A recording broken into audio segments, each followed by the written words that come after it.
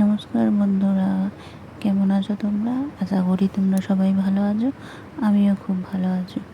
চলো দেখা যাক, এই যে দুধ গরম করছি, আর যে দুধটা দিয়ে কী করব। খুব গরম পড়েছে জানো তো, তাই বাড়িতেই ভাবলাম একটু টকের দই বানিয়ে নিই। টক দই কিন্তু স্বাস্থ্যের পক্ষে খুবই ভালো। ঠিক আছে, চলো কীভাবে বানাচ্ছি।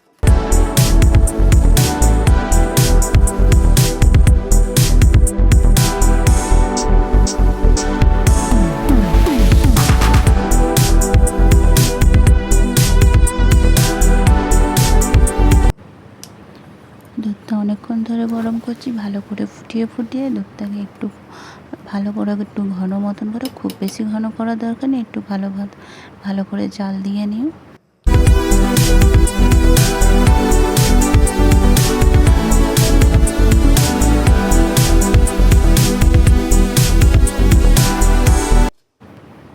দুধটা খুব ভালো করে গরম করে নেওয়ার পর আমি কিছুক্ষণ রেখে দিয়েছিলাম একটু ঠান্ডা করতে। খুব বেশি ঠান্ডাও করবে না, ঠিক আছে, মানে একটু হালকা যেন গরম থাকে। আচ্ছা, গরম থাকা অবস্থাতে 2 চামচ টক দই আমি ভালো করে ফেটিয়ে নিয়ে, 2 চামচ, বেশি আমি দিইনি, মানে 1 লিটার দুধে 2 চামচ।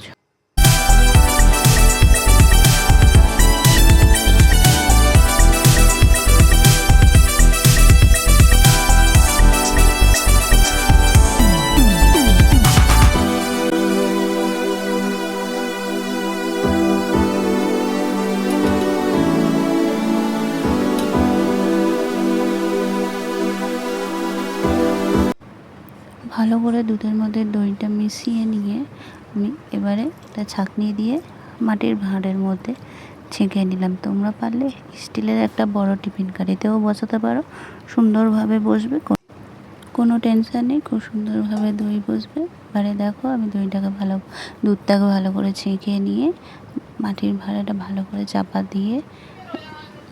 দিয়ে এক সাইডে রেখে দিলাম। চাপা দিয়ে আমি অনেকক্ষণ রেখে দিয়েছিলাম, পুরো দইটা মোটামুটি বসে গেছে। যতক্ষণ 3-4 ঘন্টা মতন রাখবে, আর দইটা পুরো বসে যাওয়ার পরে একটা কাপড় ভালো করে চাপা দিয়ে এবার আমি ফ্রিজে ঢুকিয়ে দেবো। আমি ফ্রিজে ঢুকিয়ে দিলাম ঠান্ডা হওয়ার জন্য। চলো এবার দেখা যাক।